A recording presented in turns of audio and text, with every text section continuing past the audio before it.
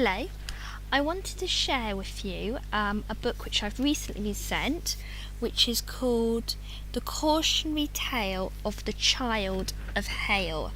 And it's a children's story, children's picture book, but it's actually based on the real life story of a man called John Middleton, who is an English giant, born in Hale, which is near Liverpool in the UK, in 1578. And in the first page of the book, it actually says a little bit about him. He was a simple poor man, but according to his epitaph, he measured 9 feet and 3 inches. And I'm not going to work out the metric on that. But I think I'm just under 5 foot. So, yeah, it's pretty tall. He was said to be so tall that he had to sleep with his feet hanging out the window of his small cottage. And the child, which is the name they gave him, child with an E at the end, thatched cottage and grave can still be seen in Hale village, which is near Liverpool. And so I very happy to have been sent a copy of this. Was particularly attracted to this book because I have family connections with Liverpool, and also I'm always interested in stories about giants, witches, wizards. I think you'll probably gather that from my website, and particularly that it is based on a true story. I mean, of course, at that time people did tend to be a lot shorter. I think I probably would have fitted in slightly better in the 16th century, but nonetheless this guy was a giant. I mean, he was 9 feet and 3 inches, and that's kind of rare now. So anyway, this wonderful writer, Rachel Lyon, has written this book inspired by the tales, and as she says, that it's actually made to be a little more child friendly than the original story of the giant of Hale, the Childe of Hale. So yeah, I wanted to read this to you and see what you think. So it's called The Cautionary Tale of the Childe of Hale, and it's by Rachel Lyon. There once was a man called the Childe of Hale, who was as long as an oak tree and as wide as a whale. During the night, he'd get wet if it rained, for his feet dangled out of the window panes. He measured, when standing, some 9 feet tall, and the cottage he lived in was far too small. His head, hit the rafters. His hands hit the floor. So he crawled about like a mouse on its paws. You can see there the giant. Till one day the child heard a rat-a-tat-tat. He crawled to the window and he asked, "Who is that?" "'Tis I," said the voice of his friend from the street. "The king is in Hale, and I think you should meet." With huffing and puffing, he squeezed through the door, and he followed his friends to the crowd by the shore. "Ah, child," said the folk as they beckoned him near, "the king is in Hale, and we think you should hear." "Dear fellows of Hale," said the king to the crowds, "I've heard there's a giant who touches the clouds. And now what I tell you to him, please repeat.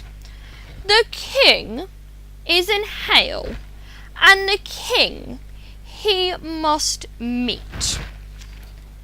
Please, sir, cried his friend as he pushed through the crowd, I've already brought him. And the Childe of Hale bowed. My, said the king, as he stroked his beard. You're the marvel of England, and the crowd danced and cheered. The Queen would adore you, and the Queen you must meet. You can stay at the palace, and I'll build you a suite. My wishes are final. I will not relent. You must come to London. And to London they went. The child, on arrival, stood silent in awe. His suite was so big he could fit through the door. His chamber enormous. His bed bigger yet. And he could sleep in comfort and never get wet. The Queen, as her husband, as promised, went wild. She leapt in the air at the sight of the child. She ordered her tailors to make him some clothes. At last he had trousers that reached to his toes. The child had no need to crawl like a mouse. He didn't miss Hale and his cramped little house. He made friends with the princess and the barons no less, and he dined every day with the charming princess. Till one day the child heard a rat-a-tat-tat. He sat up in bed. Oh! And he asked, Who is that? "'Tis I," said the king. "Oh, come quick, Childe of Hale. There's a man you must wrestle. You simply cannot fail." With huffing and puffing, he pulled on his clothes, including his trousers that reached to his toes. He followed the king to the ballroom, and there, to his shock, there stood a wrestler as big as a bear.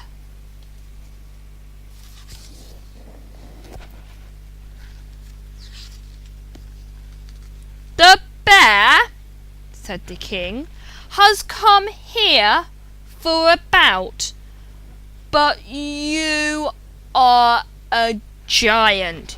You'll beat him, no doubt. The prize for the winner is silver and gold, and you are my giant. You will do as you're told." The princess felt sad for her good friend the child. A giant was never so gentle or mild. She barely could watch as the bear made a rush. He gripped the child's legs and attempted to push.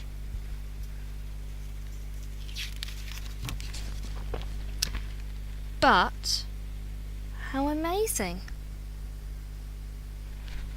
Her fear was improved, for the child neither wavered, nor wobbled, nor moved.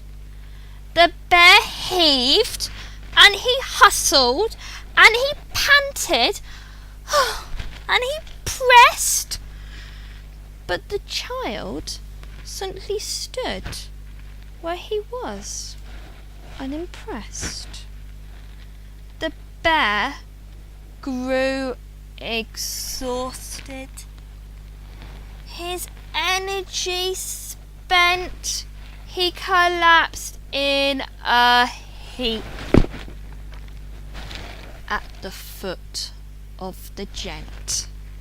The king set off crying, and he sobbed through the din. The bear was unbeaten. I wagered he'd win.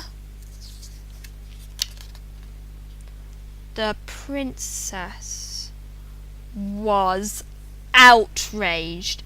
Her face grew quite pale. So this is why you sought him and brought him from Hale to wrestle for money?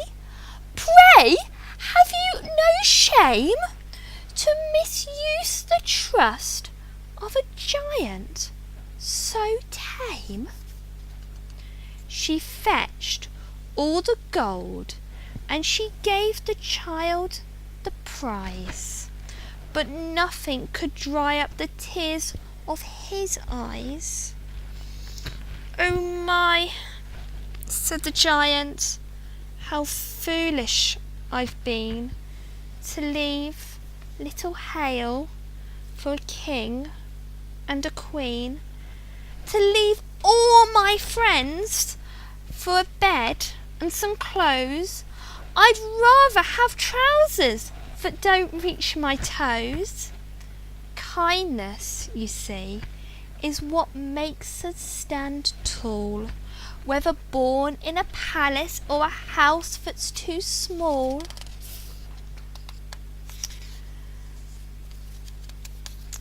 There once was a man called the Childe of Hale, who was long as an oak tree and as wide as a whale.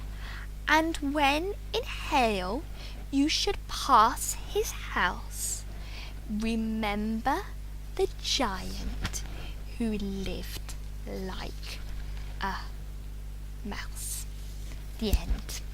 The cautionary tale of the Childe of Hale by Rachel Lyon, published by Maverick Art Publishing.